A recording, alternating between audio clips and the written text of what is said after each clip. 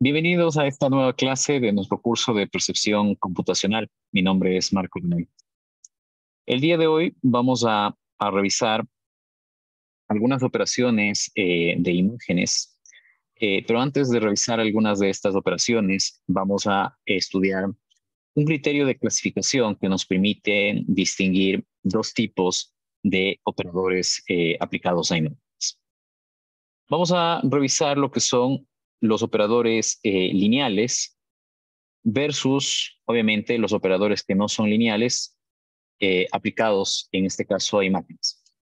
La misma definición que vamos a estudiar aquí es la que se usa en general dentro de matemáticas para hablar de operaciones lineales con respecto a operaciones que no son lineales. ¿Ok?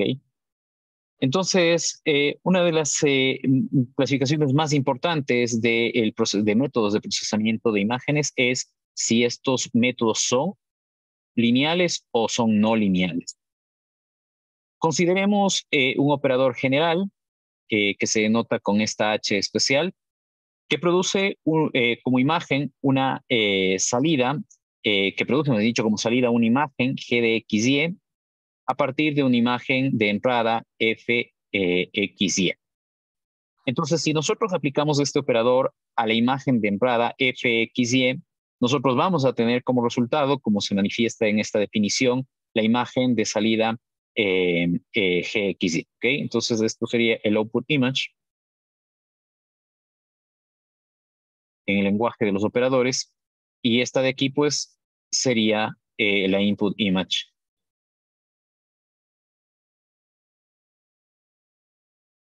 Ok, y obviamente este H hace alguna cosa o alguna operación, nos han dicho, a F, y eso nos da como resultado, como ya hemos indicado, que dadas dos constantes arbitrarias, A y B, y dos imágenes arbitrarias, cuando decimos dos imágenes arbitrarias, o más bien dicho, dos constantes arbitrarias, estamos diciendo cualquier constante, ¿no? En este caso vamos a asumir obviamente que son valores reales, eso sí, ¿no? Entonces son cualquier valor real, ¿sí? Y lo mismo en este caso son, o tenemos dos imágenes cualesquiera.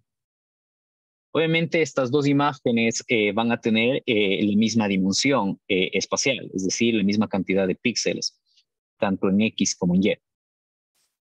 En estas condiciones, nosotros decimos que este operador H es un operador lineal si se satisface la siguiente condición.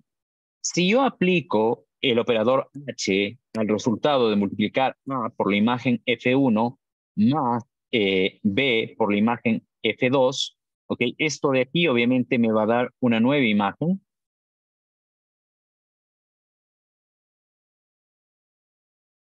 Esta sería un new image input.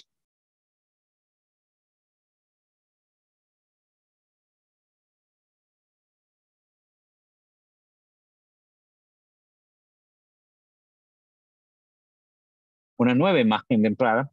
Si aplicamos el operador a esta nueva imagen de entrada que se obtiene producto de aplicar estas operaciones a las imágenes F1 y F2 y sumarlas, el resultado debe ser igual a lo que se obtendría si aplicamos primero la operación H a la imagen F1, también el operador H a la imagen F2, y luego multiplicamos esos resultados por el valor de A y por el valor de B, ¿ok? Y lo sumamos, ¿ok? Entonces, si se satisface esta condición, entonces nosotros decimos que H es un operador lineal. Probablemente esta definición ustedes ya la han visto antes, ¿ok?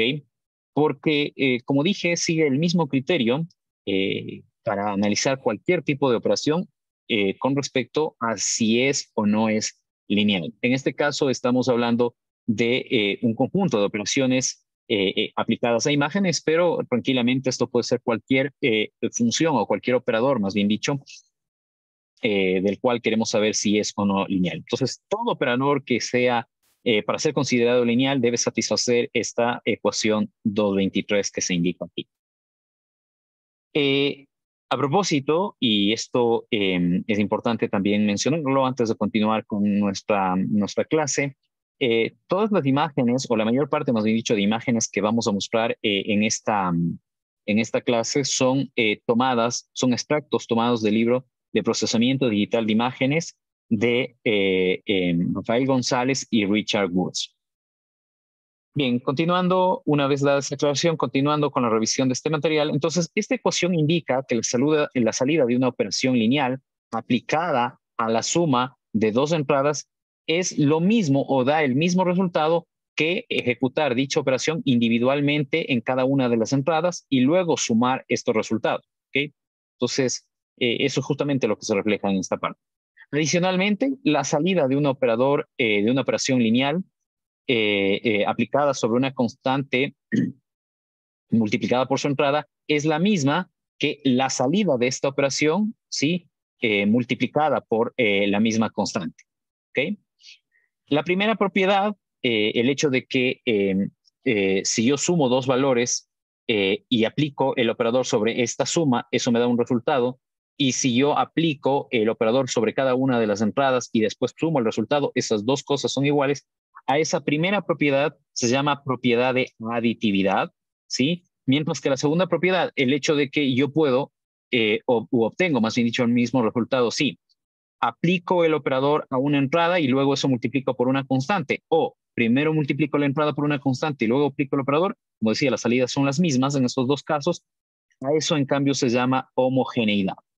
Por definición, un operador que no cumple con esta definición se dice que es no lineal. ¿Okay? Eso es un punto muy importante a tener en cuenta. Como ejemplo de un operador lineal, supongamos que H, en este caso es el operador sumatorio. La función desarrollada por este operador es simplemente la de sumar las entradas. Para verificar si este operador es lineal o no, nosotros empezamos con el lado izquierdo de la ecuación 2.23 y luego se intenta probar que el resultado que da el lado izquierdo es igual al resultado que da el lado derecho. Entonces, para ser más específicos, definimos el operador sumatoria. Igualmente tenemos las mismas dos imágenes, son dos imágenes arbitrarias, dos imágenes cualquiera, ¿ok? Son valores reales, entonces en este caso aplicamos el sumatorio justamente a la suma de A por F1 más B por F2, ¿ok? Esto, ¿ok? Operándolo nos da el sumatorio, lo podemos distribuir, ¿okay? El sumatorio es distributivo, entonces sería el sumatorio de A por F1 XY más el sumatorio de B por F2 XY. Una propiedad del sumatorio es que me permite sacar fuera las constantes, entonces sería A por el sumatorio de F1 de XY más B por el sumatorio de F2 XY, y en este caso pues solo estoy sumando un valor, entonces eso me va a dar el mismo valor que para este caso viene a ser la salida, ¿ok? Del sumatorio. Entonces el sumatorio es una operación lineal, eso es lo que básicamente nos quiere decir esta parte. ¿Okay? Entonces, cualquier función que cumpla con esta característica es, o más bien dicho, con esta propiedad, es considerada un operador lineal y cualquier, obviamente, función que no satisfaga para todos los casos con esta definición o con esta propiedad es una operación no lineal. Justamente, analicemos otro ejemplo en este caso. Supongamos que estamos trabajando con el operador máximo, ¿ok? Cuya función es encontrar el máximo valor de los píxeles en una imagen, ¿ok?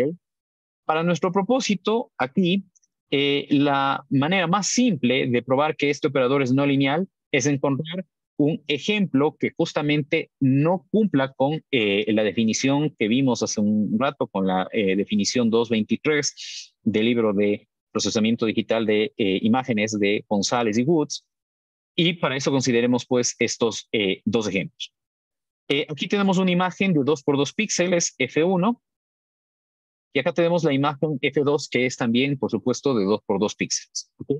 El valor del píxel 1,1 es 0, el valor del píxel 2,1 es 2, el valor del píxel 1,2 es 2 y el valor del píxel 2,2 es 3. De la misma manera para la imagen F2 tengo 6, 5, 4 y 7 como valores de los píxeles. Ahora elegimos la constante A como 1 y hemos elegido la constante B como -1. Y vamos a verificar si el operador máximo es o no es lineal. Entonces trabajamos primero con el lado izquierdo de esta definición que es aplicar el operador a la suma de las imágenes multiplicadas por las constantes. Entonces, multiplicamos 1 por cada uno de los valores de los píxeles de esta imagen y menos 1 por cada uno de los valores de los píxeles de esta imagen, y luego, pues, punto a punto vamos aplicando las operaciones. De tal manera de que 1 por 0, menos 6, nos da menos 6, ¿ok? 1 por 2 nos da 2, menos 5 nos da menos 3, 2 menos 4 nos da menos 2, y 3 menos 7 nos da menos 4, ¿ok?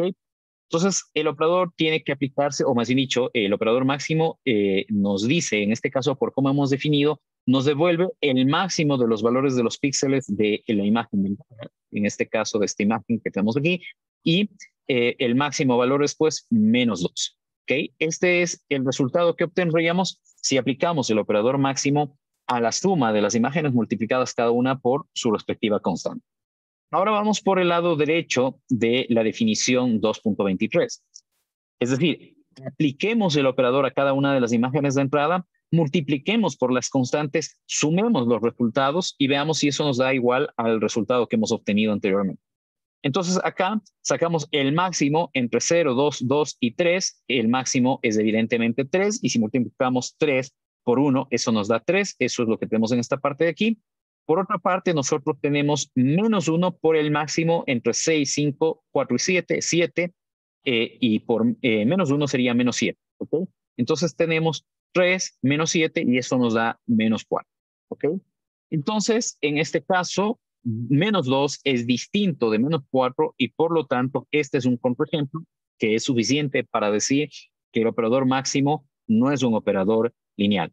Ahora, evidentemente nosotros podemos encontrar un F, un F1, un F2, un A y un B, en el cual el operador máximo nos dé el mismo valor aplicando la definición del lado izquierdo de la ecuación 223 y aplicando la definición del lado derecho de la ecuación 223. ¿Ok?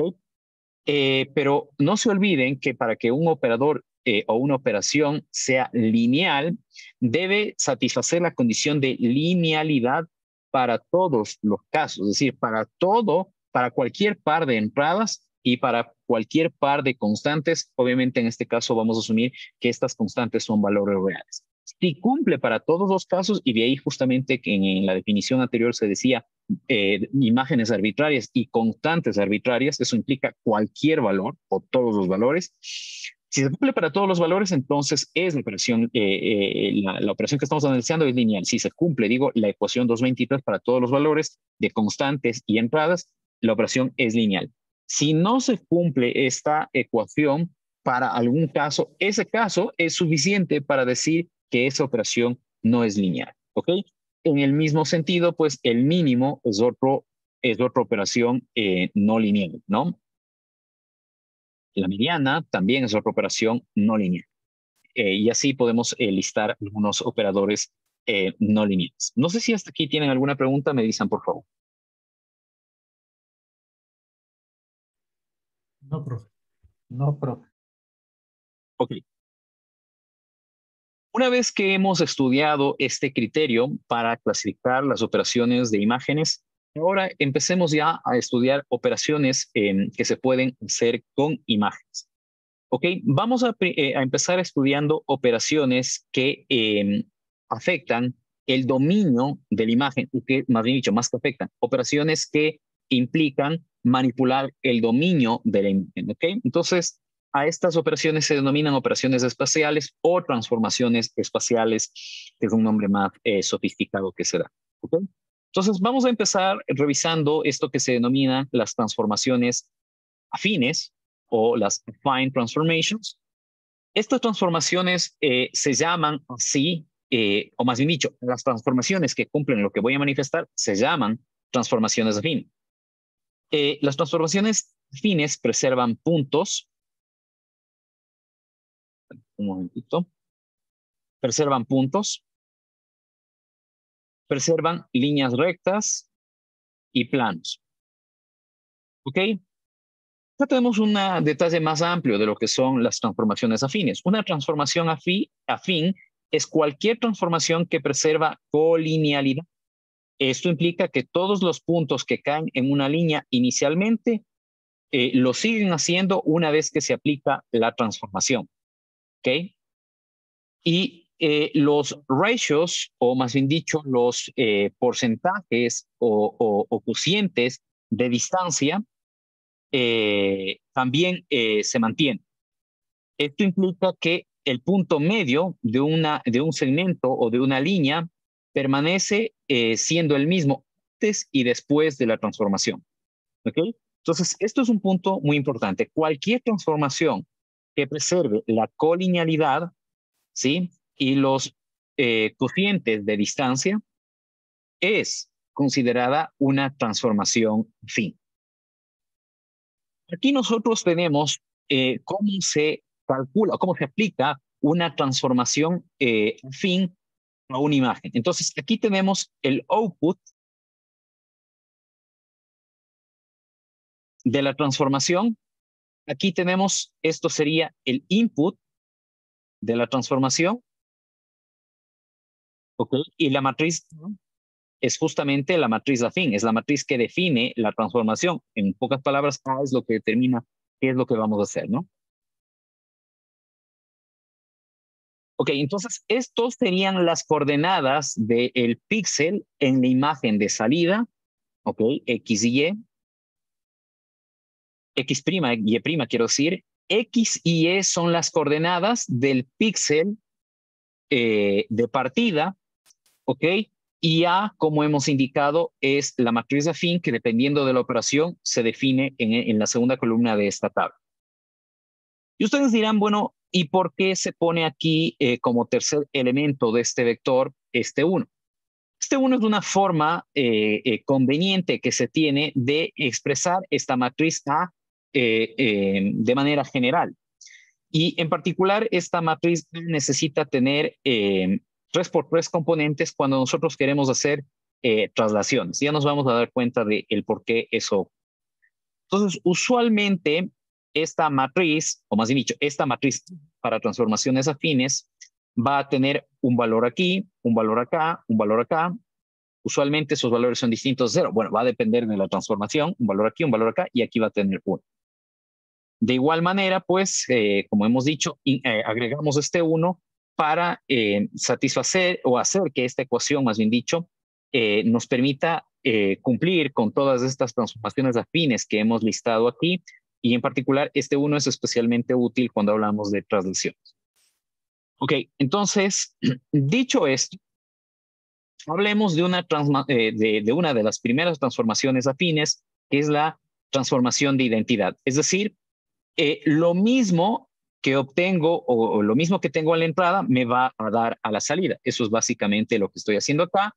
Y si nosotros esto separamos por ecuaciones por cada una de las coordenadas, bueno, para la coordenada X', prima, que es la coordenada en la imagen de salida, el valor que le corresponde a esa coordenada es el mismo valor de la coordenada de entrada. Y así para el caso de Y. Y esto es un punto importante de mencionar, que estas son operaciones, como dije, que afectan o que se hacen o se aplican al dominio de una imagen. Es decir, en este caso no hay modificación de valores de intensidad, sino simplemente, ¿ok? Un píxel en la imagen de entrada, ¿en qué ubicación se pone en la imagen de salida? ¿Ok? El valor de ese píxel sigue siendo el mismo, ¿ok? Lo único que cambia es la posición, dependiendo, por supuesto, de la transformación. Lo único que puede cambiar, más bien dicho, es la posición en la que un píxel de la imagen de entrada aparece en la imagen de salida. En este caso, al ser una transformación identidad, en la misma posición que aparece el píxel XY de la imagen de entrada, aparece el píxel X', Y', que es el píxel que le corresponde en la imagen de salida. ¿Okay? Ahora hablemos de algo más interesante, que es una transformación de escalamiento o de reflexión. ¿Ok? Entonces, en este caso definimos este valor Cx, este valor Cy, que nos dice en cuánto se escala en el eje X, en cuánto se escala en el eje Y, ¿ok? Y obviamente aquí tenemos las correspondientes ecuaciones, ¿ok? Entonces, esto sería el resultado de aplicar esto de aquí por X, Y, 1. Entonces, si ustedes hacen esta multiplicación, ¿ok? Vamos a obtener que, por supuesto, acá tendríamos X', Y' y 1. X' es igual a Cx por X, porque le tendríamos Cx por X más 0 por Y más 0 por 1, la suma de sus valores, eso nos daría esta primera ecuación. Y la segunda ecuación sería 0 por X, 0, Cy por Y da Cy, más 1, más 0 por 1 nos da 0. La suma de esos tres valores nos da Cy por Y, y finalmente el tercer valor sería 0 por X más 0 por Y más 1 por 1, justamente nos da 1. Entonces, ahí obtenemos estas dos ecuaciones. La característica de esta transformación, de este tipo de transformación fin de escalamiento, es que nos permite o aumentar el tamaño de un objeto o de las regiones contenidas en una imagen. En este caso hemos puesto la letra T para hacerlo más evidente. Más bien dicho, quien diseñó el ejemplo puso la letra T para hacerlo más evidente. Y en este caso, como ustedes pueden ver, se está aumentando el valor o el tamaño, más bien dicho, del objeto. También se podría hacer que el tamaño disminuya, ¿no? Que es otra forma de escalar. ¿Ok?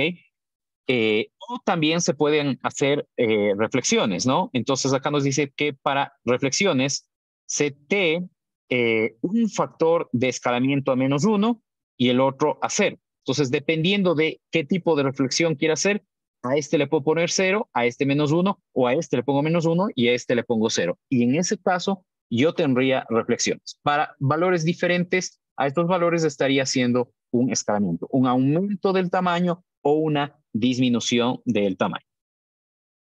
Ahora hablemos de rotaciones. En este caso, rotar justamente implica girar o mover un ángulo en torno a un eje, el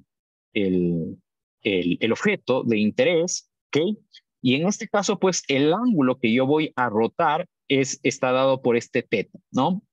Entonces, la matriz afín para una rotación es esta que ustedes ven aquí. Entonces, primero tengo que decir cuánto voy a rotar. Si el ángulo es positivo, voy en sentido antihorario. Si el ángulo es negativo, iría en sentido horario, ¿no? Y las ecuaciones son estas. Acá tenemos la traslación, ¿ok? Y aquí es donde interesa justamente el añadir 1. Entonces, pongamos de nuevo, en este caso, para que sea evidente el por qué nos vimos forzados a poner un 1. Tanto en el vector de entrada como en el vector de salida. Entonces, aquí X' será igual a 1 por X más 0 por Y más TX. Justamente para eso me sirve este 1 que he puesto aquí. Y eso me daría pues lo que tengo acá. Y' sería 0 por X más 1 por Y y más TY por 1, es decir, Y más TY, que es lo que tengo acá. ¿Ok? Entonces, esto me permite cambiar de posición o mover el objeto de interés dentro de la imagen. Ahora, aquí hay un punto importante a tener en cuenta y creo que vale la pena mencionar. Supongamos que la grilla de la imagen, en el caso de la rotación, era esta. Entonces, evidentemente, si es que en la imagen de salida, ¿sí?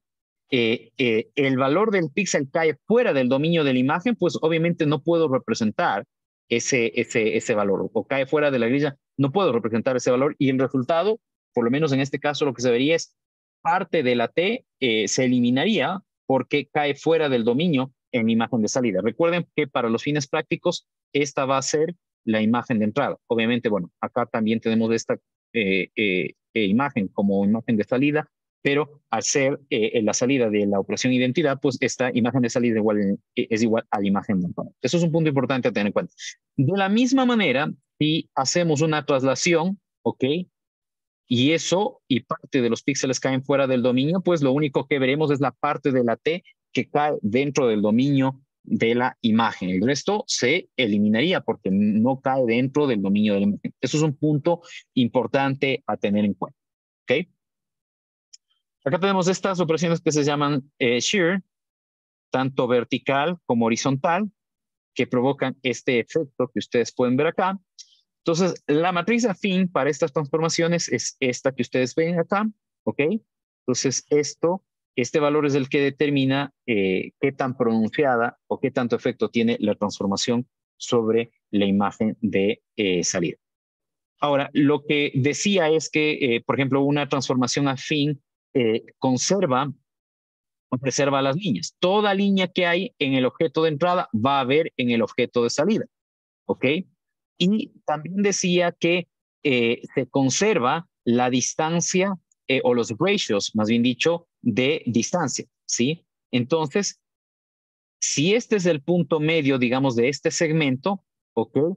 Este píxel va a equivaler a este píxel de acá, que también va a ser el punto medio del nuevo objeto en la imagen de salida. Evidentemente hay que tener en cuenta de nuevo una cosa, que ya en la práctica, como el dominio de la imagen lo vamos a mantener, no vamos a ver todo el resultado de la transformación, sino solamente la parte que cabe dentro del dominio de la imagen. ¿Ok? Y finalmente, una última consideración a tener en cuenta respecto de las transformaciones afines es que cada transformación lineal es afín, o toda transformación lineal es afín, pero no toda transformación afín es lineal. Yo puedo combinar transformaciones afines y alguna de esas combinaciones puede ser no lineal. Esa sería una forma de generar transformaciones afines que no son lineales. ¿Ok? Entonces, no sé si de esta parte tienen alguna consulta, me dicen por favor.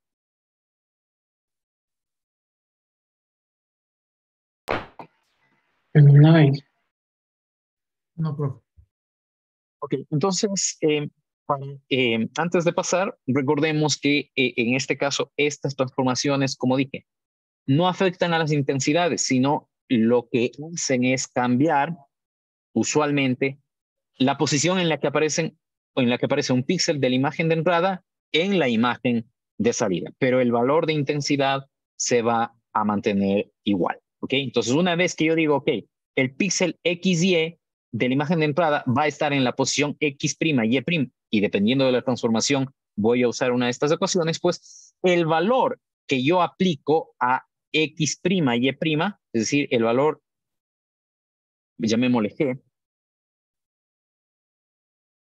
a la imagen de salida,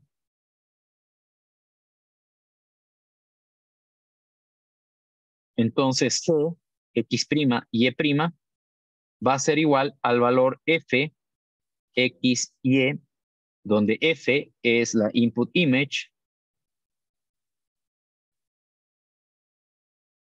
y G pues va a ser la output image. ¿Okay? Entonces, como ustedes pueden ver, no hay cambio en el valor de intensidad, sino simplemente en la ubicación en donde aparece el píxel de la imagen de entrada en la respectiva imagen de salida. Bien, acá tenemos, digamos, una nueva ilustración de lo que hacen estas propiedades. Acá tenemos el objeto original.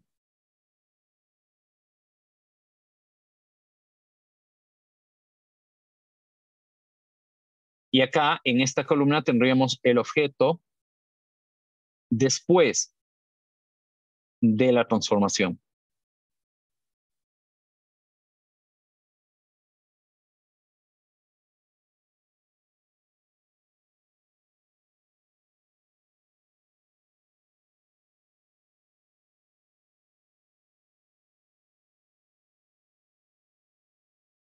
Entonces, como dije, el escalamiento me puede aumentar el tamaño o el área, obviamente de manera proporcional a lo largo de cada uno de los segmentos que componen el objeto, o disminuir también el tamaño. La traslación, pues lo que hace es mover esto de posición. Claro, para poder ver el resultado de la traslación, debería poner yo un eje coordinado para ver que si efectivamente se ha movido. ¿Okay? En cambio, aquí el objeto se mantiene del mismo tamaño, simplemente que aparece en otra área de la imagen o en otra posición de la imagen, y la rotación, pues, me da la vuelta. Esto con respecto entonces a estas transformaciones afines. Finalmente, un punto importante a tener en cuenta que justamente se manifiesta en el caption de esta figura es que la forma se presenta, más dicho, la forma se preserva, no se presenta, la forma se preserva cuando nosotros aplicamos operaciones lineales de escalamiento, traslación y rotación. Es decir, el escalamiento, por lo menos lo que sacamos como conclusión también de esto, es que el escalamiento, la traslación y la rotación son operaciones lineales y las operaciones lineales preservan la forma del flujo. Ok. ¿Para qué es importante definir o estudiar estas operaciones? Primero porque, bueno, estas operaciones nos pueden permitir deformar objetos, ¿sí? Presentes en una imagen sin alterar su nivel de intensidad, sino simplemente la forma del objeto. Una vez que yo tengo una imagen con un objeto deformado, ¿ok? Tratar de recuperar la forma original. Y eso justamente es el problema que, grosso modo, intenta resolver el tema de la registración de imágenes. Les cuento que el tema de la registración de imágenes es un tema muy interesante, es un tema muy importante en varios dominios, pero quizá uno de los dominios donde más interesa poder resolver este problema, encontrar algoritmos para resolver este problema, es en el caso de imágenes médicas. Voy a explicar este ejemplo y espero que con lo que se explique acá quede claro cuando después mencionemos por qué en el aspecto médico es importante el tema de la registración de imágenes. Acá tenemos la imagen esta, llamémosle la imagen I1, ¿sí? Esta imagen I1 se denomina imagen de referencia, de hecho pongámosle R para denotar que es la imagen de referencia. Para el proceso de registración, vamos a explicar el proceso de registración. Entonces aquí tenemos la imagen de referencia, ¿sí? Y aquí en esta parte tenemos la imagen I, que sería la input image del proceso de registración. Es decir, por algún motivo, esta imagen que ustedes ven aquí pasó por una transformación que yo no la conozco y obtuve esta imagen de acá. Para este ejemplo, yo sí sé que apliqué. Probablemente apliqué un shear, ¿ok? Pero en la práctica yo no conozco. Es decir, tengo esta imagen en la forma que ustedes ven acá. El objetivo del proceso de registración de imágenes es que teniendo esta imagen de aquí, yo obtenga una imagen lo más parecida a la imagen original. Claro, en la práctica no voy a tener una imagen original. Entonces, para propósitos de comparación, hemos definido aquí dos puntos de interés. Uno es este que está aquí y otro es este que está acá. Esos mismos puntos se marcan aquí. ¿Ok? Entonces, el objetivo de la registración de imágenes es diseñar un algoritmo que de esto me permita obtener algo lo más parecido posible acá. Y eso es el resultado que está aquí. Entonces, aquí he hecho un image registration.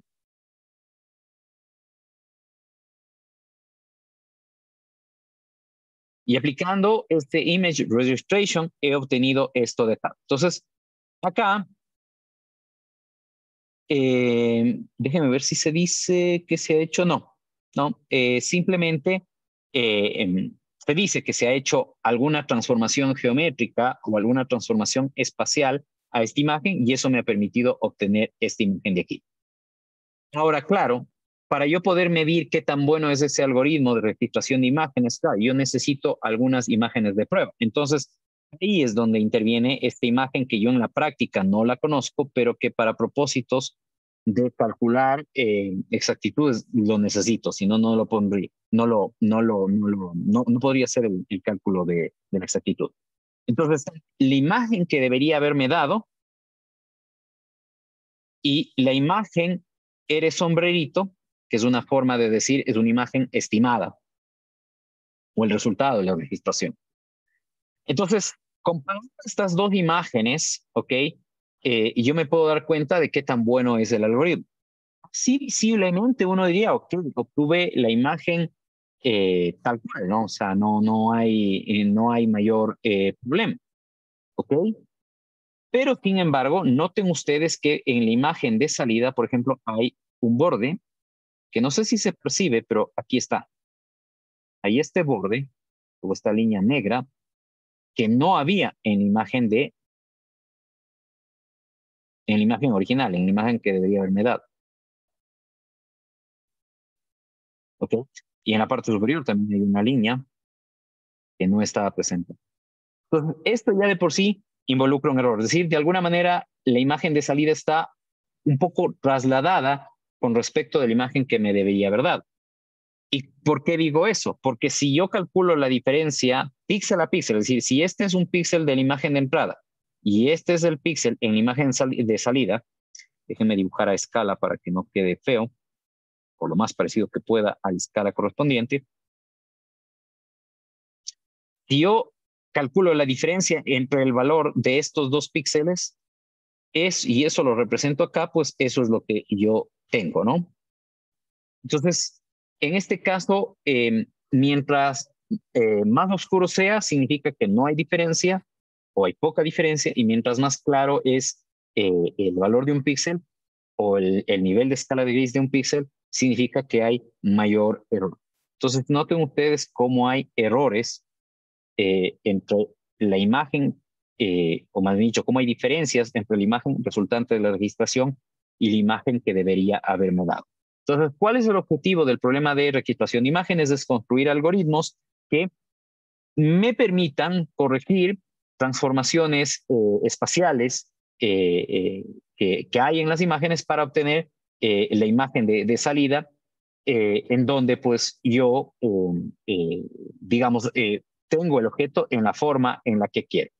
Pero evidentemente esas transformaciones deben ser con el menor error posible, y ahí es donde está el trabajo de los investigadores que se dedican a hacer registración de imágenes, en el hecho de producir algoritmos, ¿sí?, que cometan el menor error posible.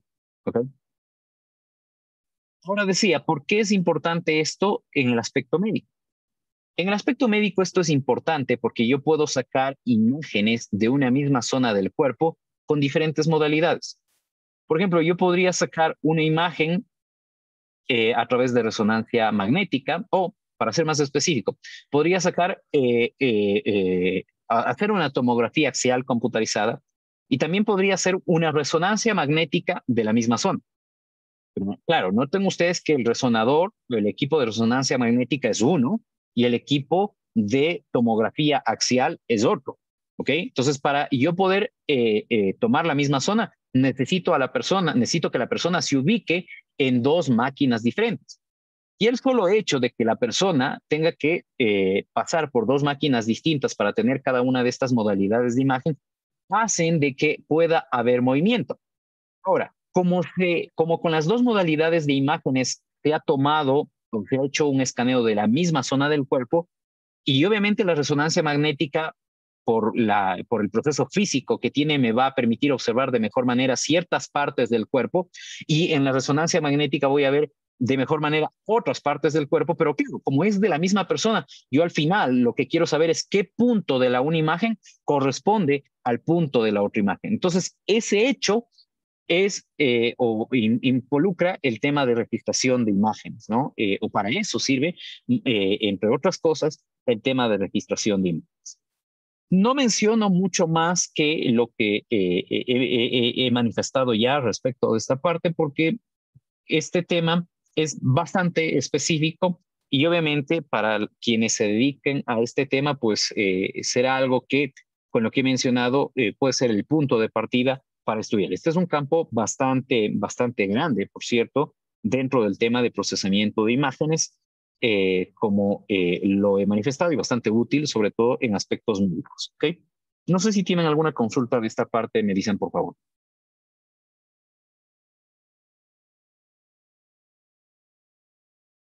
¿No? Me confirman que me escuchan, por favor. Sí, se le Sí. escucha, profe. Ok, chévere, gracias.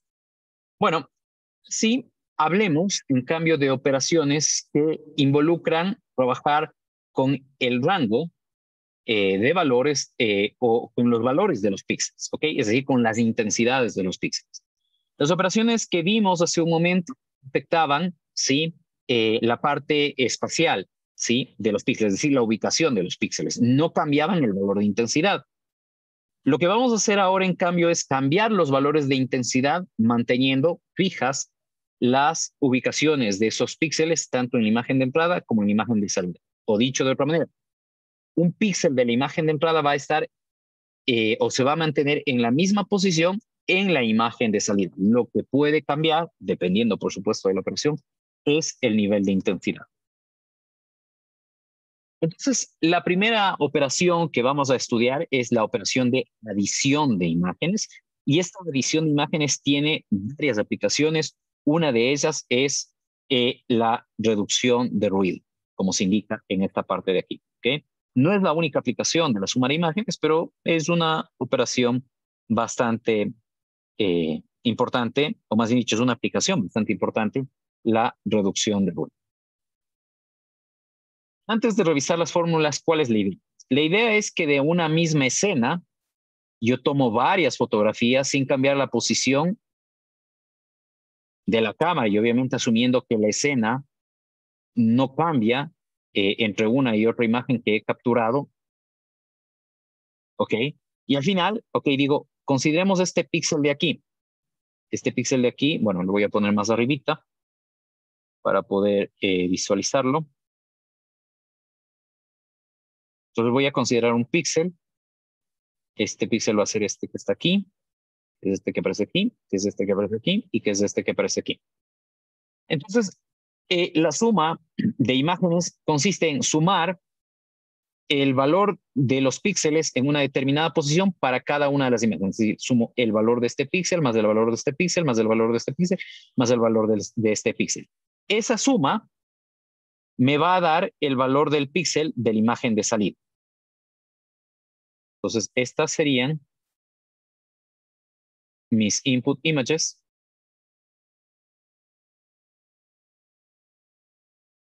Ok. Y voy a ponerlo en otro espacio para no tachar el texto, que lo vamos a necesitar.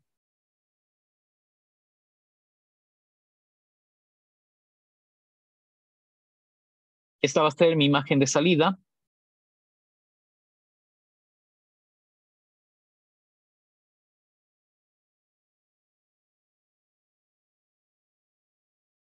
Ok. Entonces, la suma de esos píxeles me va a dar este valor de acá. Entonces, esta sería la output image.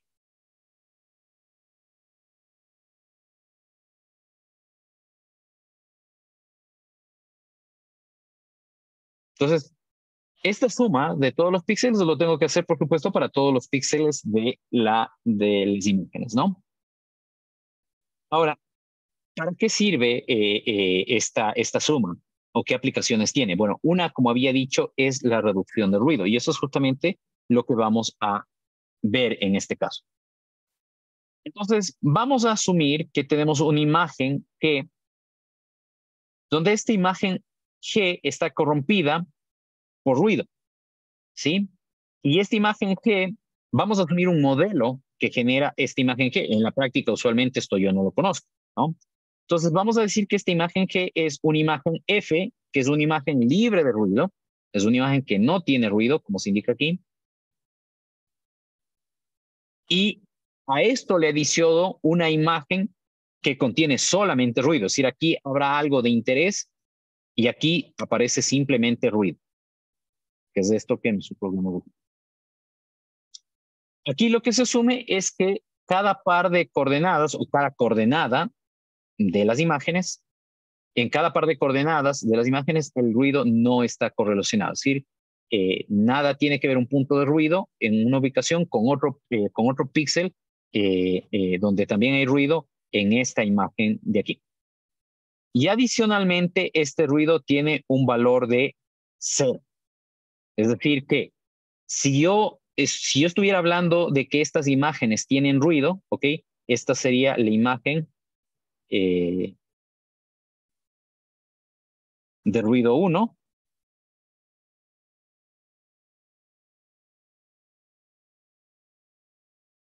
Esta sería la imagen de ruido 1. Esta sería la imagen de ruido 2. Esta sería la imagen de ruido 3. Esta sería la imagen de ruido 4. Si yo sumo estos valores para las imágenes de ruido, la suma de esos valores va a tender a 0 y va a acercarse más a 0 mientras más imágenes de ruido sume. A eso se refiere con el hecho de que el valor promedio es de 0. Pero obviamente, en este caso, cuando decimos input images, estas no son imágenes de ruido, sino es ya la suma de la imagen F con ruido. Entonces, lo que hemos dibujado aquí, cuando hemos dicho que son input images, es esta imagen de aquí va a ser la imagen G1, que no es otra cosa más que F, X, Y, por una realización del ruido.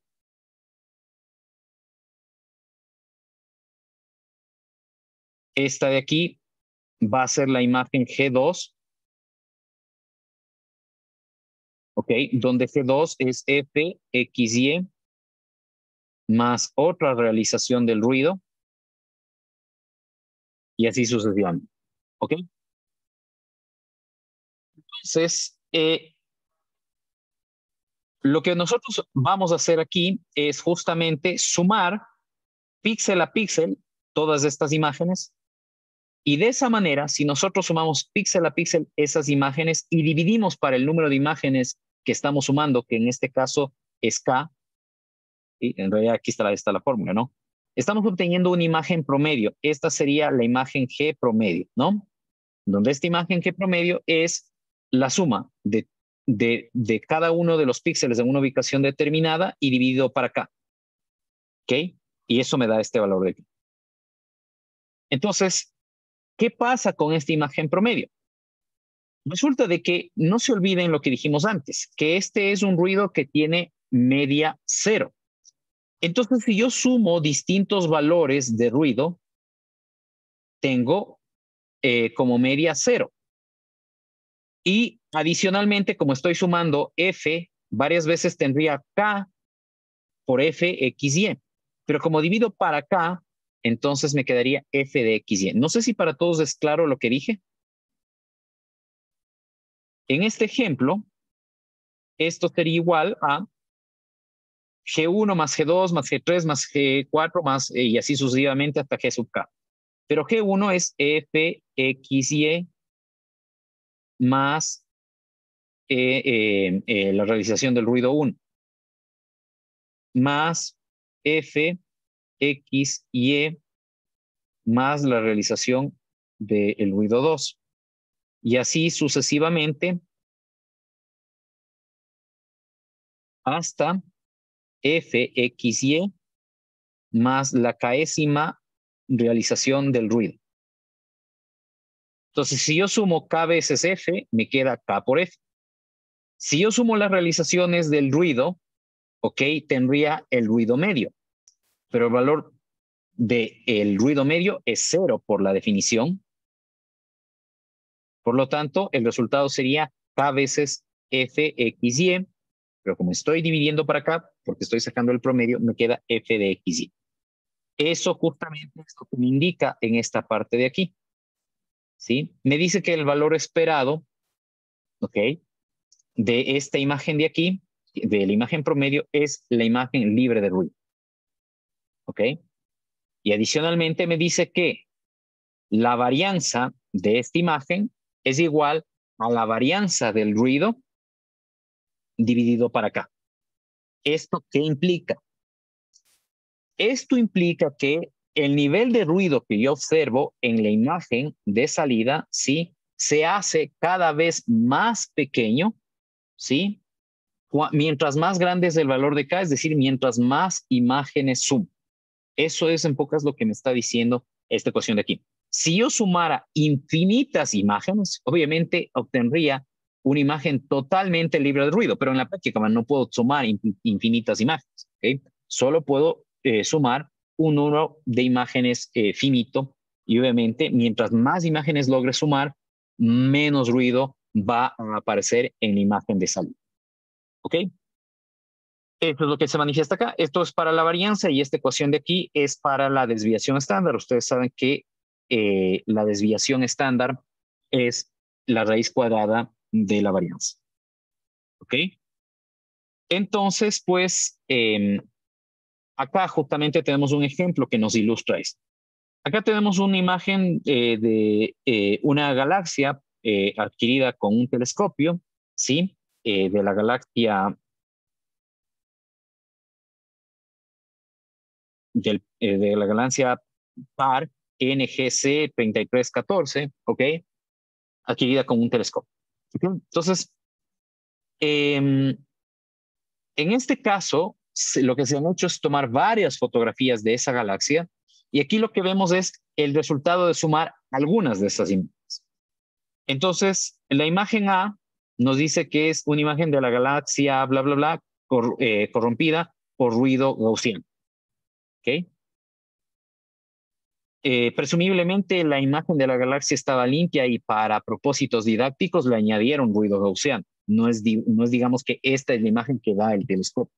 Probablemente el telescopio ya hizo algún procesamiento y me da la imagen limpia, con poco ruido, pero para propósitos didácticos le añadieron ruido gaussiano.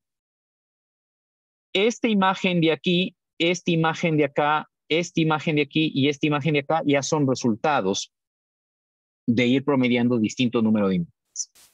Entonces, lo que vemos aquí es el resultado de promediar 5 imágenes.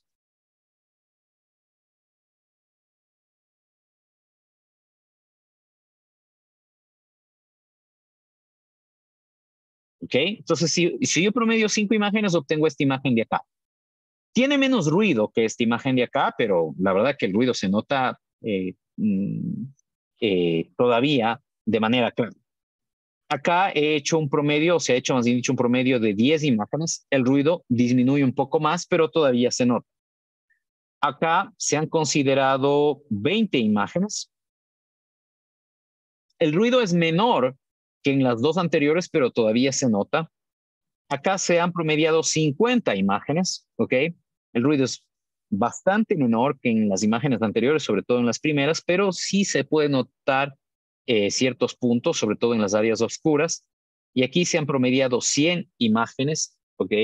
Donde el ruido es bastante imperceptible, pero bueno, todavía se puede notar, sobre todo en zonas oscuras, que aparece el ruido, ¿ok?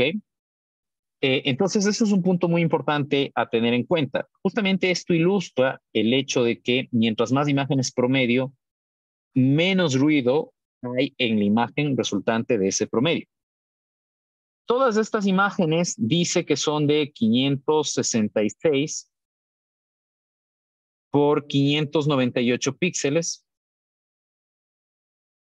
¿Ok? Y todas fueron escaladas de tal manera de que sus intensidades caigan en el intervalo 0 a 255. ¿Ok?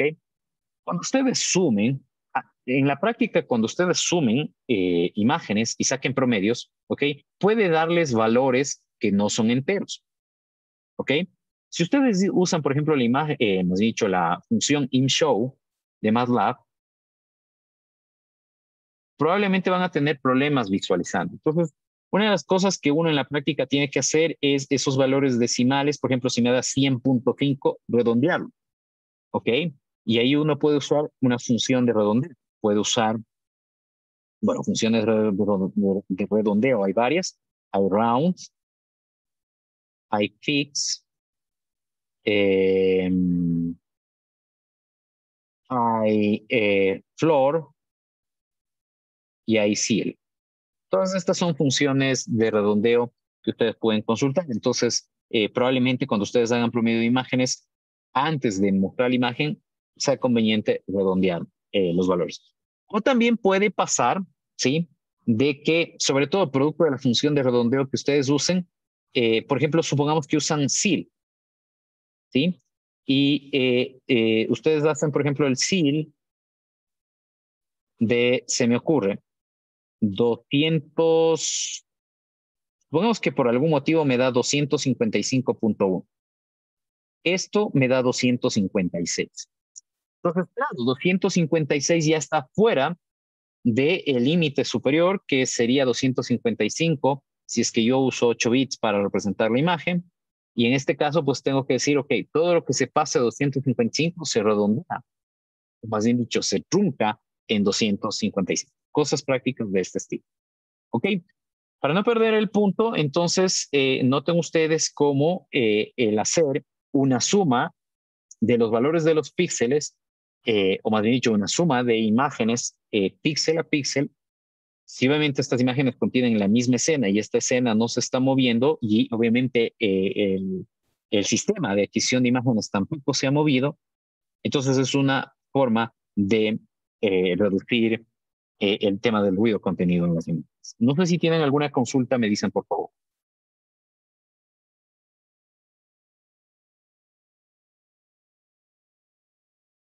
Ok, ¿me confirman que vamos bien, por favor? Sí, profe. Ok, otra de las aplicaciones que puedo hacer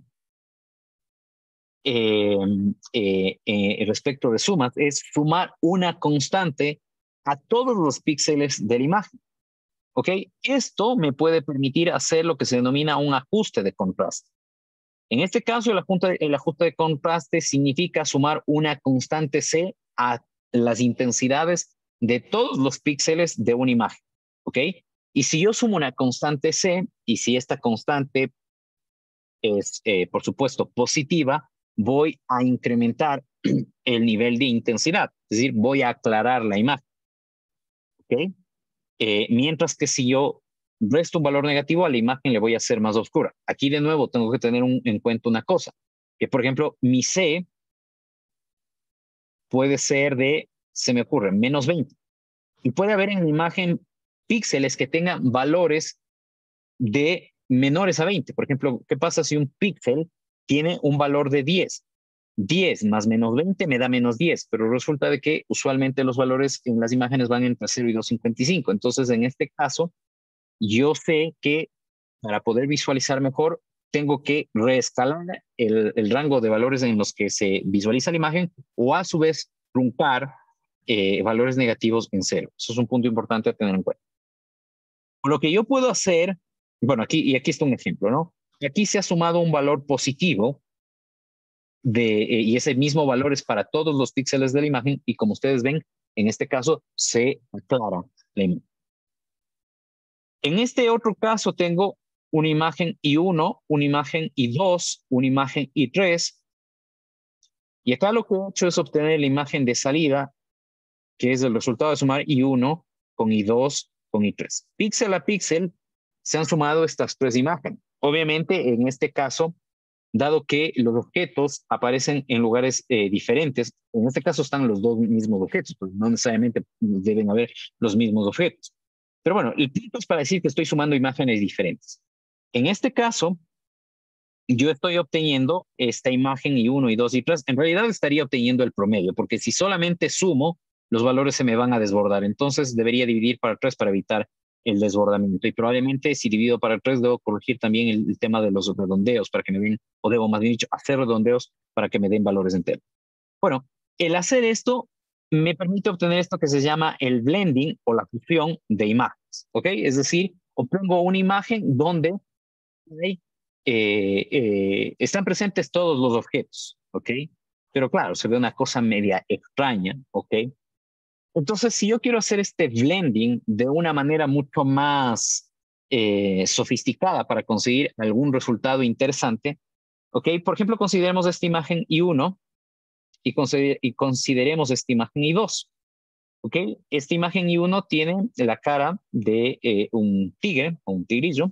Acá tenemos la cara de una mujer, ¿ok? Y lo que queremos es hacer un blending entre estas dos imágenes. Claro, justo las imágenes se han recortado en una parte tal, ¿sí? Que cuando yo sume píxel a píxel, voy a obtener un resultado interesante. Ahora, el punto es que si yo sumo estas intensidades y divido para 2, probablemente no voy a conseguir el resultado que quiero. ¿Qué es lo que quiero? que aparezca la cara de la mujer con bastante detalle y que aparezca con menor intensidad, ¿sí? El tema del tigre, ¿no? ¿Ok? Entonces, en este caso, yo puedo obtener esta imagen de salida como justamente este factor que dice 1 menos t, ¿sí? Por I1 y más t por I2. Este t me controla el objeto de qué imagen resalta más en la imagen de salida. Mientras más grande es este t, mientras más grande es el peso, obviamente más importancia le voy a dar a lo que veo en una imagen sobre lo que veo en la otra. Y como ustedes pueden ver, este t es un valor que varía entre 0 y 1. ¿Ok?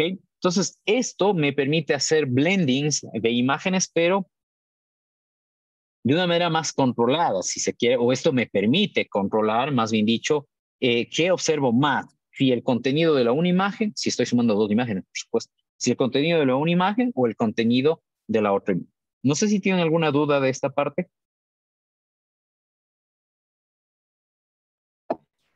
A ver. Ok. Obviamente, si yo puedo sumar imágenes, también puedo restar imágenes. Y justamente eso es lo que tenemos acá. Tenemos la imagen I1, tenemos la imagen I2, y aquí tenemos la imagen I, que sería I1 menos I2. ¿Ok? La resta de imágenes nos puede permitir, o la utilidad está en, una de las utilidades, no es la única, por supuesto, en encontrar diferencias. Okay, recordemos anteriormente que nosotros cuando hablábamos de registración, ¿qué decíamos? Okay, esta es la imagen de salida de la registración, esta es la imagen que esperaría obtener. Si yo a esta imagen le resto de esta imagen, obtengo esta imagen. Esto me sirve para ver si las dos imágenes fueran iguales, obtendría un cuadrado, o más dicho, un rectángulo negro. Pero como no son iguales, veo puntos blancos y esos puntos blancos son o significan diferencias. Bueno, entonces la diferencia de imágenes me permite encontrar justamente diferencias entre dos imágenes. Justamente aquí tenemos una imagen con tres botellas, donde en la imagen I1 la botella del medio está vacía y en la imagen I2 la botella del medio está llena, ¿ok? Y adicionalmente, bueno, no me atrevería a decir, iba a decir no tiene etiqueta, pero parece que, bueno, sí, pareciera que esta imagen no tiene etiqueta.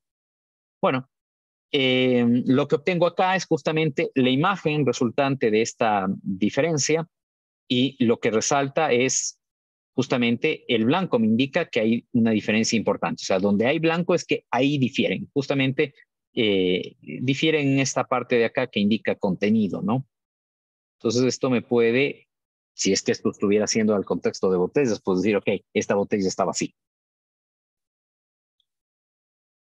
Okay. También yo puedo hacer, más bien dicho, operaciones que me devuelvan imágenes de distinto tipo. ¿Qué quiero decir con esto? En este caso, tengo una imagen en escala de grises, obtengo una imagen en escala de grises. Sumo imágenes en escala de grises, obtengo una imagen en escala de grises. ¿Ok? De la misma manera, tengo dos imágenes en escala de grises, obtengo una tercera imagen en escala de grises. Misma historia acá. Acá, en cambio, tengo una imagen en escala de grises y estoy obteniendo una imagen binaria. En este caso, ¿qué es lo que se está haciendo? Lo que se está haciendo es decir, si el contenido de cada uno de los píxeles, por ejemplo, el contenido de este píxel es mayor o igual que un determinado umbral o no. Si es mayor o igual que un determinado umbral, pondré un 1. Y si no es mayor o igual que un determinado umbral, pondré un 0. ¿Ok? Entonces, esto es algo que me va a servir mucho cuando, por ejemplo, esté haciendo segmentación. Más adelante lo veremos. A esta operación de aplicar un umbral, el mismo umbral, por cierto, para cada uno de los píxeles de la imagen, se llama operación de umbralamiento. Si estoy usando umbrales diferentes para regiones, sería umbralamiento local, por ejemplo, se llama. ¿Okay? Entonces, en este caso, como repito, lo que se hace es comparar este valor con un umbral. Si es el valor que está en este píxel más grande o igual que el umbral, pongo un 1. Y si el valor es más pequeño que el valor del píxel es más pequeño que el valor del umbral, pondré un 0. ¿Ok? Con eso estoy haciendo un umbralamiento, o también, si es que acá estoy usando valores de 0, 1, estaría, o esta operación también se la denomina como binarización.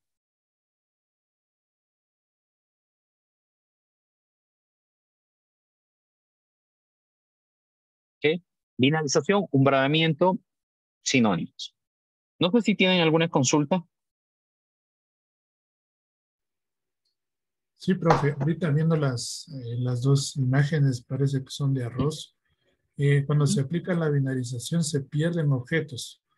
En este caso, ¿cómo podríamos interpretarlo? Porque, o sea, queremos identificar solo áreas de interés muy aparte de otra cosa, ¿o cuál sería el objetivo? Porque hay partecitas que se pierden inclusive. Entonces, ¿cuál sería el objetivo principal de una binarización?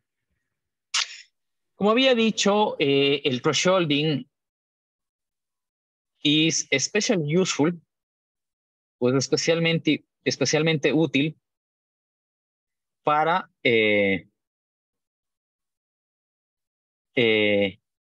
segmentación de imágenes.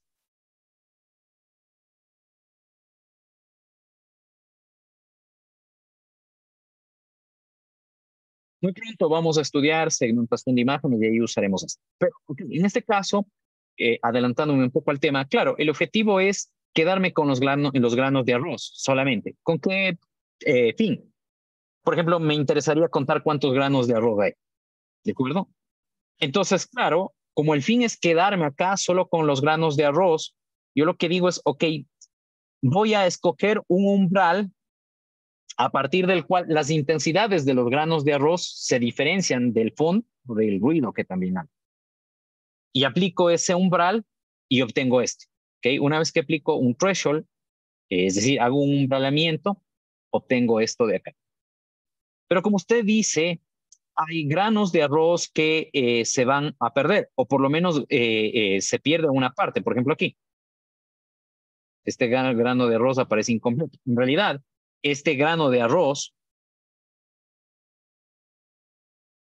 acá, si se quiere, ya vamos a ver un ratito morfología matemática y etiquetado de objetos, pero acá aparecería como dos granos de arroz. Bueno, aunque tan granos de arroz no aparecen, pero digamos, serían dos objetos. ¿Ok? Entonces, esto, y lo mismo acá, ¿no? Acá tenemos otro caso de esos, y así sucesivamente podemos ir encontrando. Probablemente haya granos que de plano no aparecen. Estoy intentando encontrar alguno que no aparezca del todo. Creo que todos aparecen, aunque sea una partecita, me parece. Bueno, eh, el punto es que en el umbralamiento, una tarea clave, si yo estoy usando más bien dicho umbralamiento para segmentación, una de las tareas claves es encontrar el valor del umbral.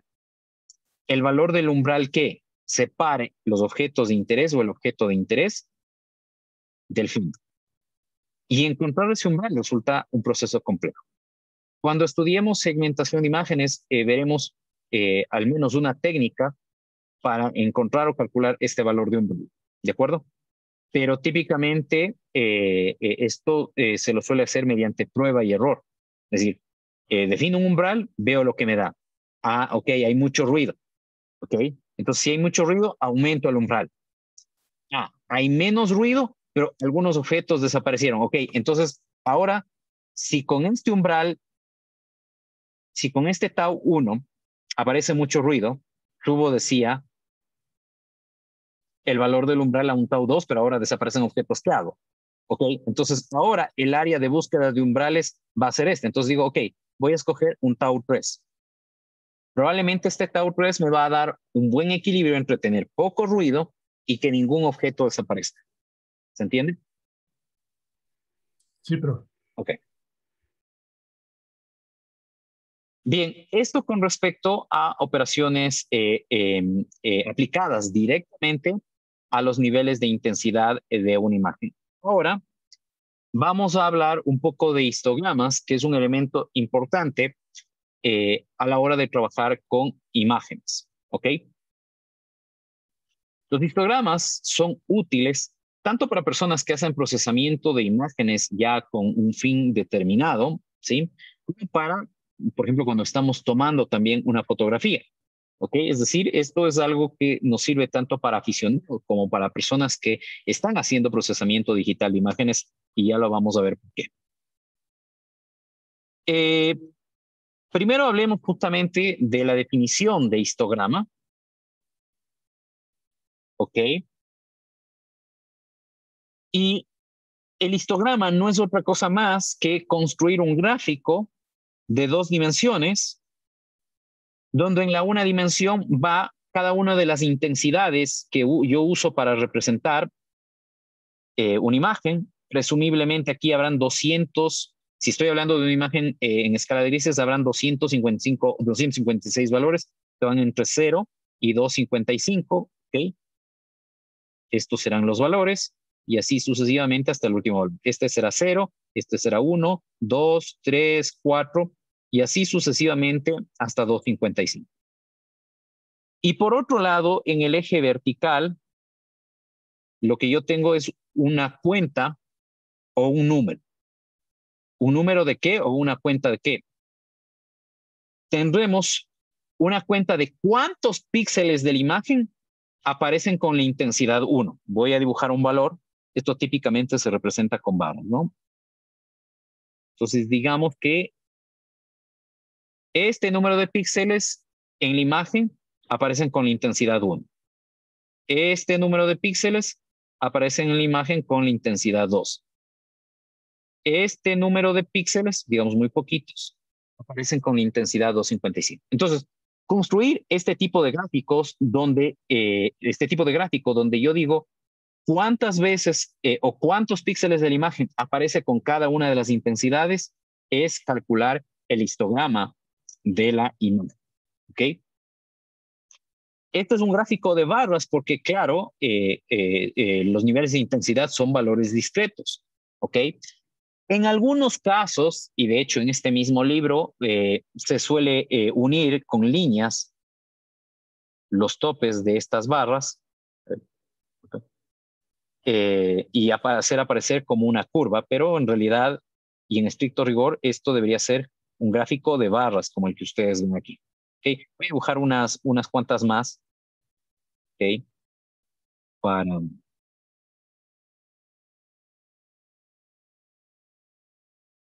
dibujar una curva. Entonces, en algunos casos, lo que se suele hacer es esto, ¿no? Ya. Entonces, dibujar una línea continua, pero en estricto rigor, como digo, el histograma es un gráfico de barras, ¿ok?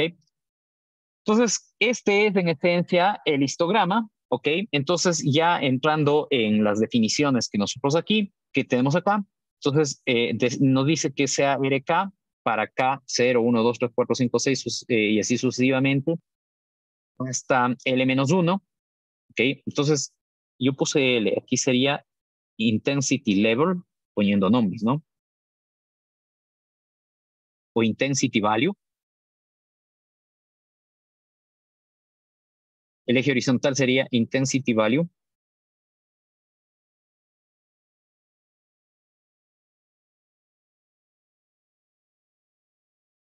¿Ok? Y esto sería la cuenta. Entonces, sea R sub K, para K 0, 1, 2, 3, 4, 5 hasta L-1, denota las intensidades de los L niveles de una imagen digital, donde la imagen digital que yo estoy analizando, de la cual estoy calculando el histograma, se denota con F de X, Y. El histograma no normalizado de esta imagen se define como el valor o la cuenta para el nivel de intensidad RK es NK. ¿Está? ¿Ok? Donde NK es el número de píxeles de la imagen F que tienen intensidad RK. ¿Ok? Entonces, poniendo lo que aquí aparece, esto sería H. El eje vertical sería H, ¿ok? Y el eje horizontal sería los valores de intensidad, ¿ok? Que a eso lo denotamos como RK. Esto sería H de RK.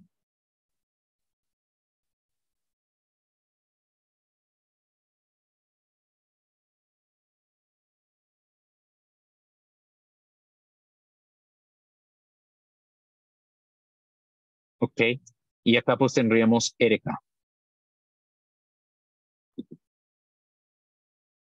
Bien, entonces,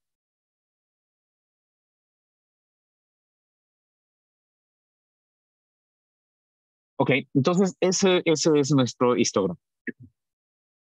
Ahora, cuando nosotros dibujamos en el eje vertical, ¿cuántos píxeles de la imagen aparecen con cada una corresponden a cada uno de los niveles de intensidad? A esa versión se denomina histograma no normalizado. Pero yo también puedo trabajar con histogramas normalizados. ¿Normalizados con respecto a qué? ¿Ok? Normalizados respecto al total de píxeles. Esta imagen F va a ser una imagen que va a tener M filas, N columnas. ¿Ok? Entonces, si yo divido las alturas de estas barras, que son los valores de H, perdón, para cada uno de los R's, que son los niveles de intensidad, para la multiplicación de M y N, ¿ok?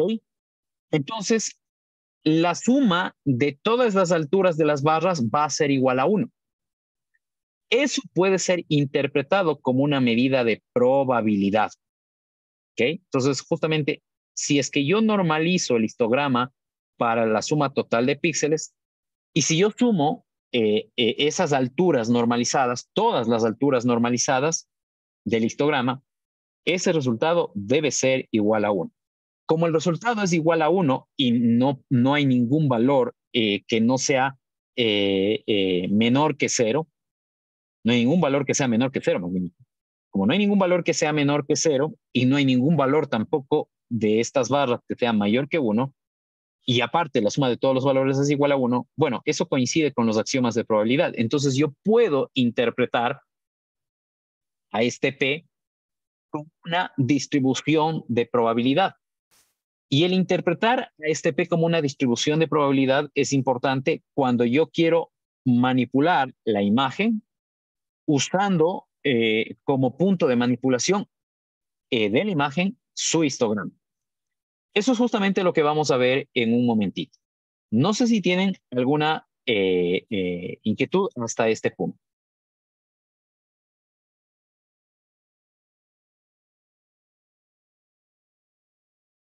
No, profe.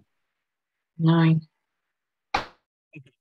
Una tarea o un punto más bien dicho importante de anotar antes de pasar es que los histogramas son simples de calcular, ¿sí? Y son, debido a su simpleza, adecuados para implementaciones en hardware rápidas. Por estas características, el uso de técnicas de procesamiento de imágenes basadas en histogramas es especialmente útil cuando yo quiero hacer procesamiento de imágenes en tiempo real, es decir, un procesamiento que yo no lo noto. ¿Ok? Antes de empezar a estudiar algunas operaciones que yo puedo hacer con las imágenes a través de sus histogramas, hablemos brevemente de o explicaré brevemente lo que es la teoría de información de Shannon, justamente porque Claude Shannon, fue quien la propuso. ¿Okay? Entonces, Claude Shannon nos permite cuantificar la cantidad de información, y esto es a través de la distribución de probabilidad de eh, de un fenómeno determinado, de un proceso determinado. ¿Ok? Entonces, hablemos de dos probabilidades, hablemos de la probabilidad P y hablemos de Q. ¿Ok? De tal manera que P más Q sean igual a 1.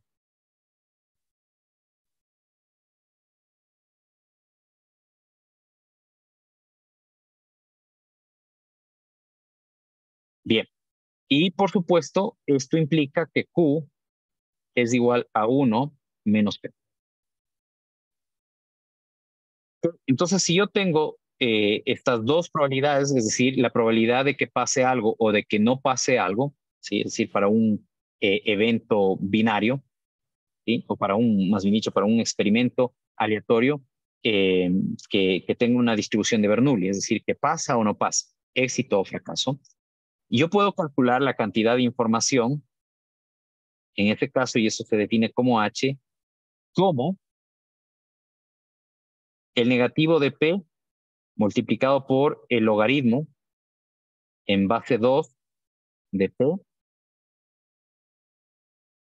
menos Q por el logaritmo en base 2 de Q. O lo que es lo mismo, esto sería menos P por el logaritmo de 2 de P.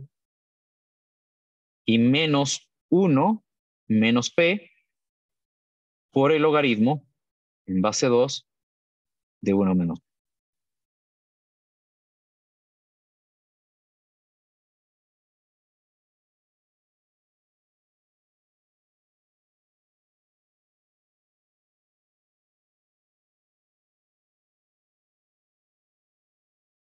Entonces, esto que he puesto aquí es una cuantificación de la cantidad de información que yo conozco respecto del proceso que estoy analizando si tengo un evento que aparece con P, con probabilidad P.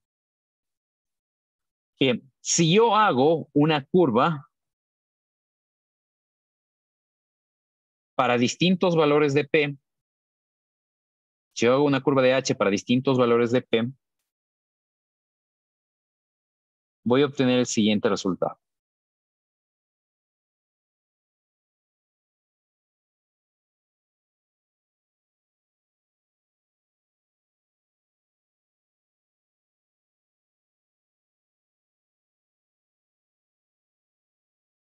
¿Okay? Esto implica que, por ejemplo, si estoy analizando el lanzamiento de una moneda, voy a decir que los chances de que al lanzar una moneda resulten en cara son 0,5, eso es P, y el chance de obtener sello o de no obtener cara, que es lo mismo, es también 0,5 en consecuencia, y eso sería Q. ¿Ok? Entonces, cuando el valor de probabilidad es 0,5, eso me da la mayor cantidad de información. Ahora, ¿qué significa o cómo interpreto el valor de probabilidad de 0,5? ¿Ok? Entonces, para eso pongamos dos escenarios. Por un lado, que uso una moneda no sesgada y que obviamente al ser una moneda no sesgada, la probabilidad de que obtenga cara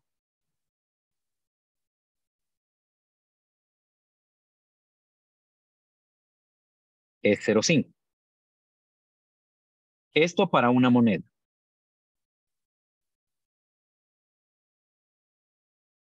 Y por otro lado, analicemos, a esto pongamos P1, la probabilidad de obtener cara también, pero para otra moneda, donde en este caso esta moneda está sesgada.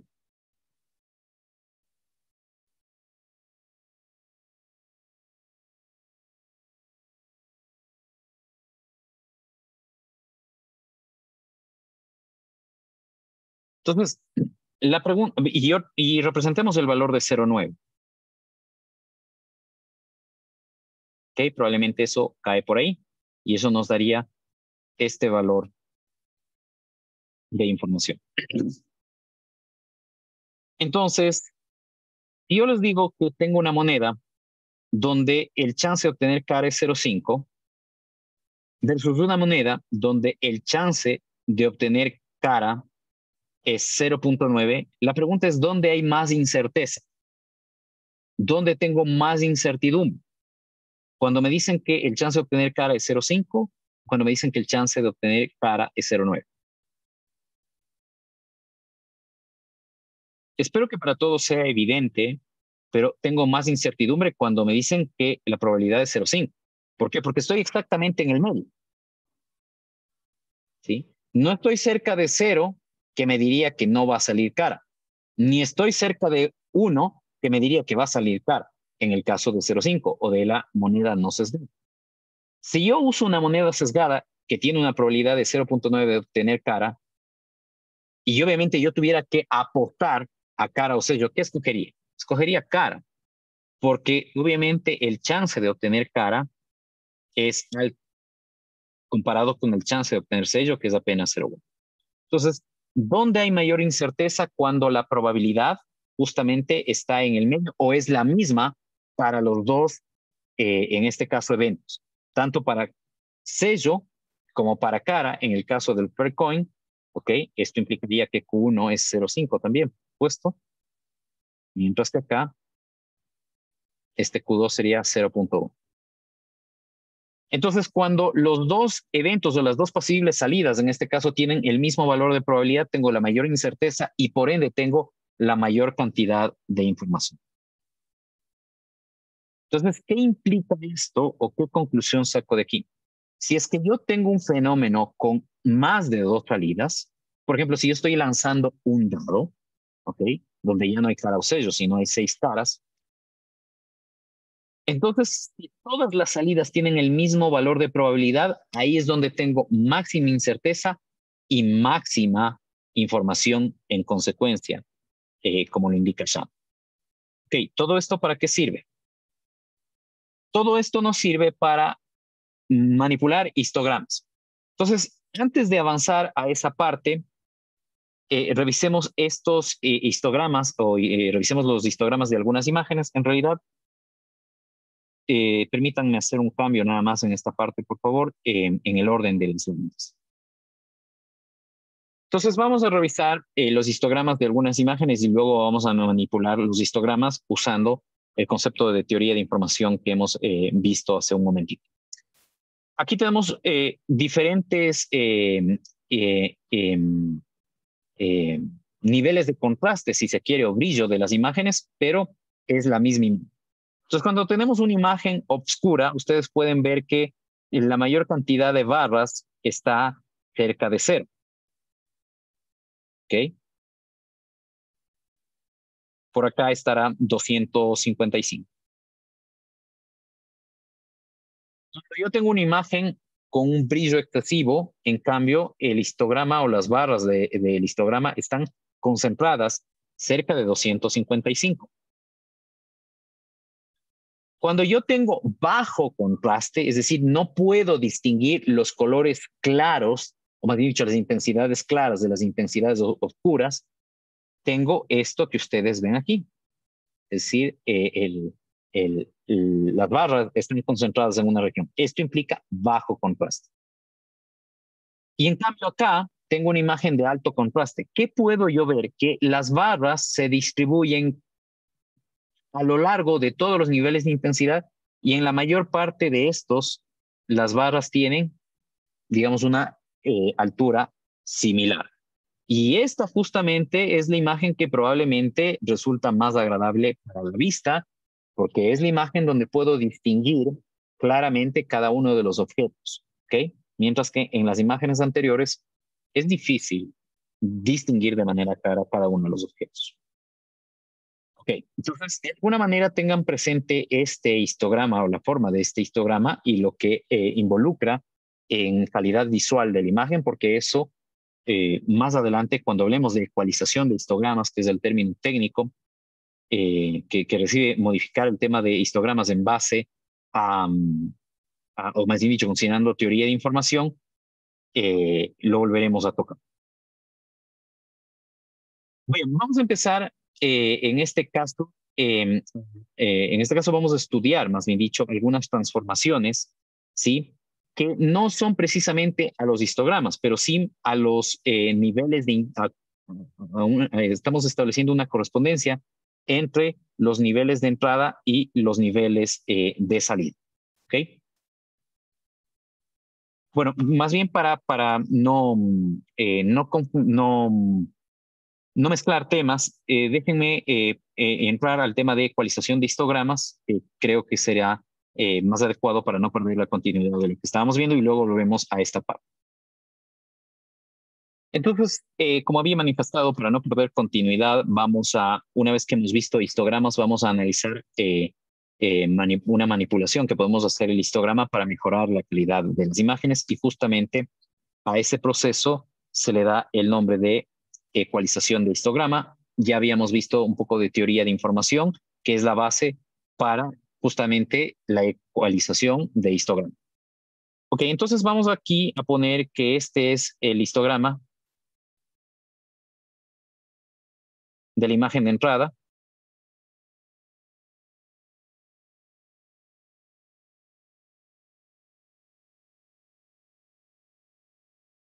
Ok, y esto de aquí va a ser el histograma de la imagen de salida.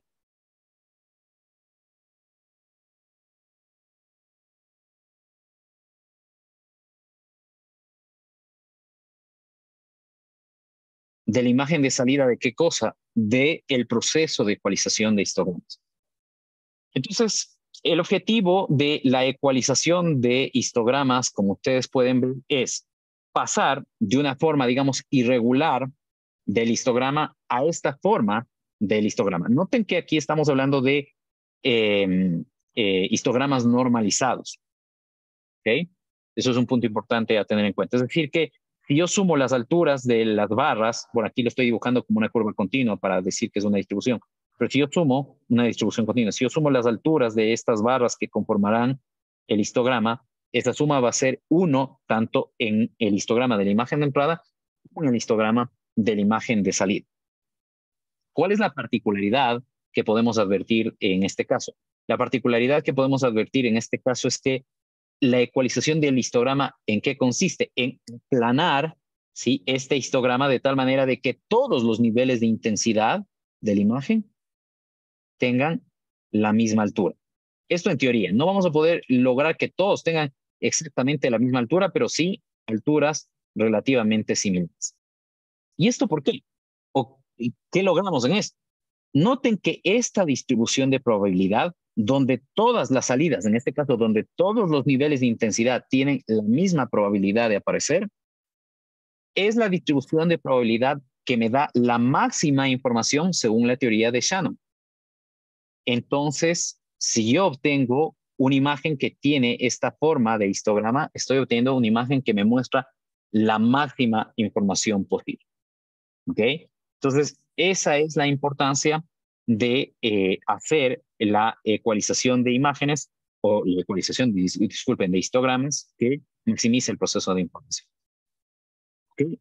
Aquí tenemos nosotros el proceso de cómo hacer la transformación en la ecualización de imágenes. Es decir, al final lo que tenemos que lograr es que si este es la intensidad 1 y este es la intensidad 1, paso de este valor de probabilidad o de este valor en el histograma normalizado a este valor de aquí. ¿Okay? Entonces, y lo mismo para todos los casos. En unos casos tengo que elevar la altura del histograma normalizado para para un valor de intensidad determinado, y en este otro caso, por ejemplo, tengo que disminuir la altura para que más o menos, disculpen, todas las alturas coincidan. Ese es el proceso que se está explicando en esta parte, ¿ok? De normalización, o más bien dicho, de ecualización de histogramas, ¿ok? No voy a ir en detalles sobre este procedimiento, creo que está bastante explicado en esta parte, lo pueden revisar y ya la idea entendemos, y más bien vamos a concentrarnos en el tema de resultados, ¿ok? Entonces, nosotros aquí tenemos la imagen original, o las input images, las imágenes de entrada del proceso de ecualización. Aquí tenemos las output images del proceso de ecualización.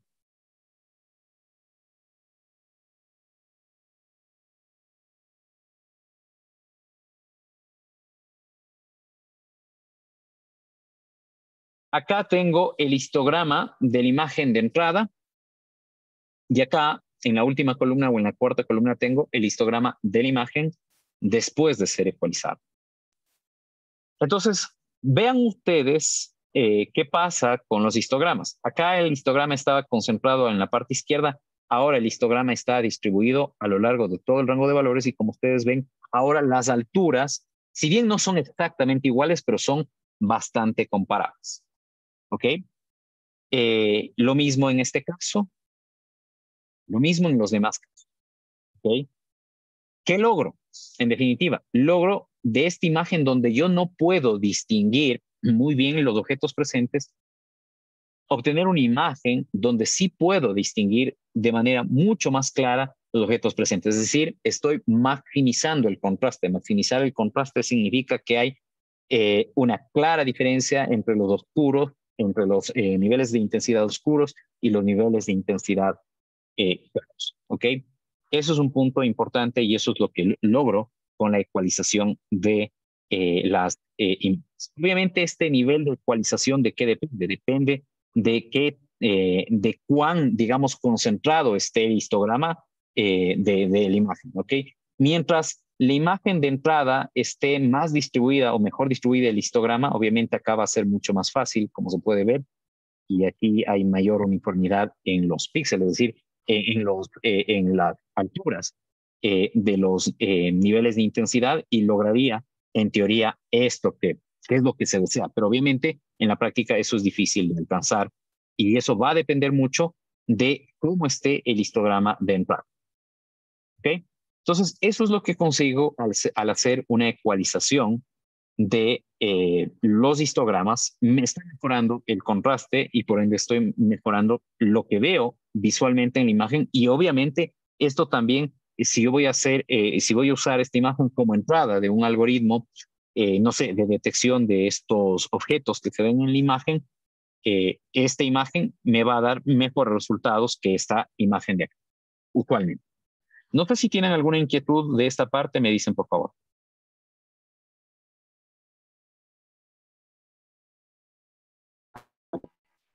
No. ¿No? Ok. Bien. Ahora, claro, esto lo hemos hecho o esto tiene sentido para imágenes en escala de grises o imágenes en color. Hemos visto la ecualización para imágenes en escala de grises. ¿Qué pasa para imágenes en color? Aquí hay que tener en cuenta una cosa. Podemos hacer o calcular para una imagen en color expresada en el modelo RGB un histograma para cada uno de los canales. Recuerden que una imagen en color en el modelo RGB tiene en realidad tres matrices o tres planos, si se quiere, el uno del rojo, el otro de verde y el otro de azul. ¿Okay?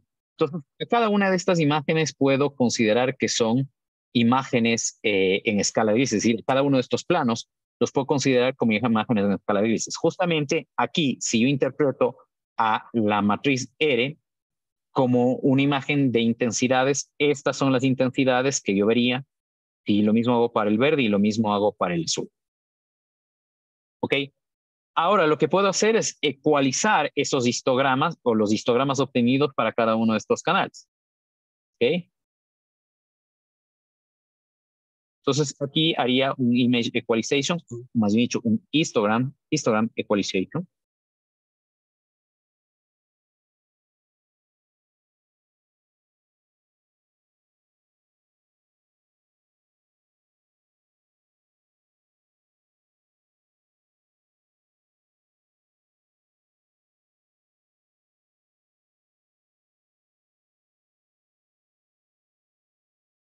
Y de esta manera, pues, como ustedes pueden ver, mejoro el contraste que hay en cada uno de estos planos.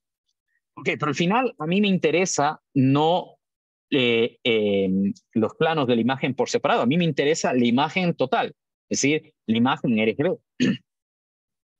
Si yo junto estas imágenes o estos planos ecualizados y visualizo, obtengo esta imagen de acá. Es decir, esta imagen que está como output resulta de ecualizar de manera independiente cada uno de los canales de la imagen de entrada. Ahora, ¿qué sucede acá? Lo que sucede es que aparecen colores que antes no estaban. Por ejemplo, aquí aparece este rojo, que no existía. ¿Okay? Aparecen unos verdes que antes no existían, amarillos, verdes. ¿ok? O diferentes tonalidades de verde, si se quiere. Y así sucesivamente. Entonces, el problema que ustedes pueden advertir de esto es que si yo proceso una imagen en color para ecualizar los histogramas de cada uno de los canales y junto a los resultados en la imagen de salida, esta imagen de salida probablemente va a tener colores que no existían en la imagen original y que por ende, obviamente, me van a distorsionar lo que veo en la imagen original. Acá, en una imagen en color, aparte de ver formas, aparte de ver objetos, también veo colores. Y esos colores aparecen distorsionados. Entonces, ese es el problema que yo tengo si aplico ecualización de histogramas por canal a la imagen, a las imágenes RGB. ¿Esto es malo? Es la pregunta. Bueno, dependerá de la aplicación que estoy haciendo. Pero bueno, no tengo una forma, digamos, una forma simple. Si se quiere, probablemente hayan algoritmos que intenten trabajar con el histograma de los tres canales, pero digamos, de alguna manera que tengan relación, ¿ok? No considerando como imágenes diferentes o independientes, pero va a ser ciertamente más sofisticado que esto. Ahora, obviamente, la sofisticación quizá lo que hará es que se reduzca el número de falsos colores que haciéndolo de manera independiente por canal aparece. No sé si tienen alguna consulta de esta parte, me dicen por favor.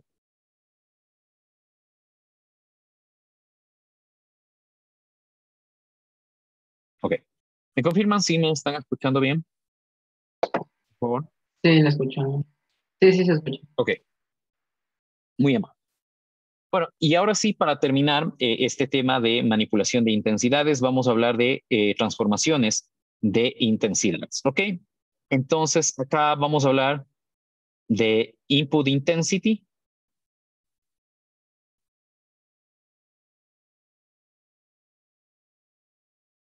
y de una output intensity.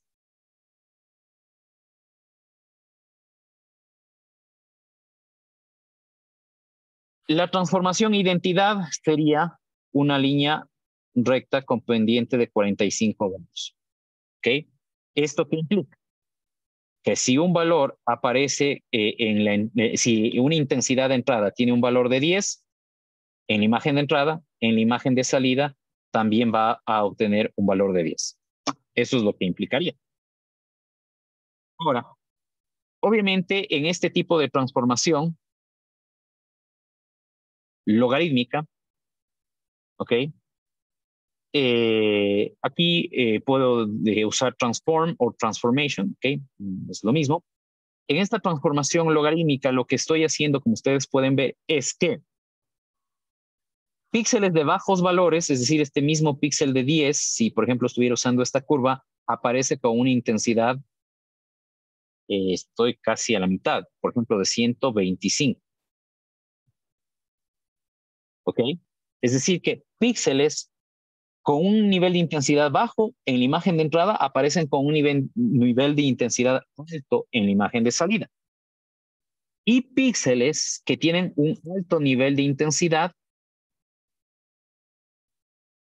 siguen teniendo un alto nivel de intensidad en la imagen de salida. ¿Ok?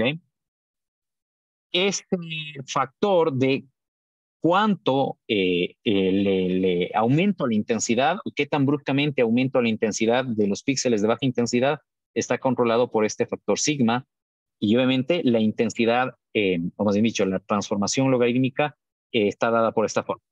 Entonces, el valor de intensidad del píxel IJ en la imagen de salida bajo la transformación logarítmica es esta constante C multiplicada por el logaritmo natural de 1 más el número neperiano a la sigma menos 1 y esto multiplicado por el valor del píxel IJ en la imagen de entrada.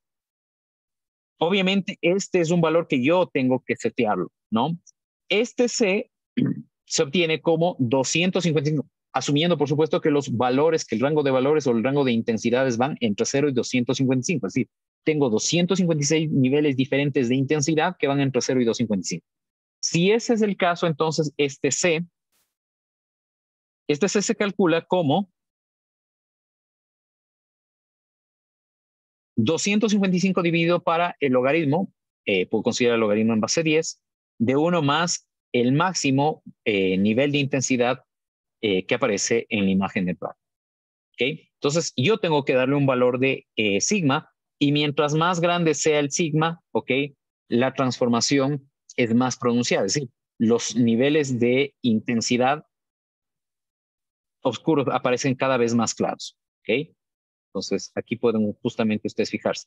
Si yo uso este sigma, el nivel de intensidad sería este. Si uso este sigma que da esta curva, usaría esta intensidad. Y si yo uso este sigma, obtendría esta intensidad. ¿Ok? Mientras más alto es el sigma, más intensidad tiene el píxel que tiene un valor bajo en la imagen de entrada en la imagen de salida. Y aquí podemos ver un ejemplo justamente sobre la imagen del fotógrafo de la transformación logarítmica. ¿Okay? Entonces, noten ustedes que, bueno, en este caso no me pone el valor de sigma, ¿ok? Pero en este caso el valor de sigma hace que justamente la parte de la chaqueta, es decir, todo lo que está oscuro aparece ahora más claro acá, ¿ok? Y lo que estaba claro se aclara un poco, pero claro, digamos, dependiendo del sigma no se aclarará tanto. En este caso se ha escogido un sigma relativamente alto que ya hace que esto prácticamente no se distinga, ¿no? O sea, ya no veo claramente los bordes, ¿ok? Entonces, cuando yo uso una transformación de niveles de intensidad logarítmica, tengo que tener cuidado, obviamente, del sigma que yo escojo para, obviamente, que no aparezca una imagen totalmente clara o baja de contraste, si se quiere. Si existe una transformación que a los niveles de intensidad oscuros les hace claros, también existe una transformación que a los niveles de intensidad claros los hace oscuros, y a los oscuros los sigue manteniendo oscuros, o los oscurece un poco menos. Y esa justamente es la transformación exponencial, que es lo que tenemos en esta parte de aquí. De nuevo, la transformación identidad tendrá una pendiente de 45 metros. En este caso, tengo que setear un parámetro alfa, que es el que controla el nivel de la transformación o qué tan pronunciada es la transformación, y la ecuación es esta, ¿no? El nivel de intensidad del píxel IJ en la imagen de salida es esta constante C, que la podemos calcular mediante la ecuación anterior, por 1 más alfa. Alfa es este parámetro que controla qué tan pronunciada es la transformación exponencial, elevado al valor del píxel IJ de la imagen de entrada menos 1. ¿Ok? Esta es una transformación. Otra ecuación es esta de aquí. Esta es más simple. Es la imagen de salida, el valor de la imagen de salida es igual a el valor de la imagen de entrada, pero en este caso, obviamente, la imagen de entrada debería tener valores negativos, ¿no? ¿Okay? En realidad, no vamos a complicarnos. De hecho, vamos a desecharle esta de aquí y vamos a trabajar con esta acá, porque esto de aquí, que nos dé esto de acá, debería tener los valores de intensidad no van a estar ciertamente entre 0 y 255, y eso nos va a complicar. Bien, el efecto de la transformación exponencial es esta. En cambio, me oscurece la imagen, pero no me oscurece de manera uniforme, ¿no? Me oscurece los niveles de intensidad de los píxeles que tenían intensidades altas. Y los píxeles que tenían intensidades oscuras, pues los oscurece un poquito, pero no tanto, ¿no? Entonces, la intensidad aquí probablemente es bastante similar a la intensidad de acá, pero claro, si yo resto el nivel de intensidad para este píxel, que es presumiblemente el mismo píxel de acá, la diferencia va a ser bastante grande. Bien, con esto concluimos este tema de algunas operaciones básicas que se pueden hacer tanto en el espacio como en los niveles de intensidad de imágenes binarias, en escala de grises y también en color, aunque en color no hemos visto mucho. Todas las operaciones que hemos visto para para imágenes en escala de gris podemos hacer o aplicar a los canales de una imagen en color, teniendo en cuenta que si juntamos esos resultados, ¿ok? Vamos a obtener con alta probabilidad falsos colores, y eso, dependiendo de la tarea que estemos haciendo, nos puede complicar la vida. No sé si tienen alguna pregunta final de esta parte, me dicen por favor. No, profe. ¿No? Bien, entonces con eso concluimos este tema.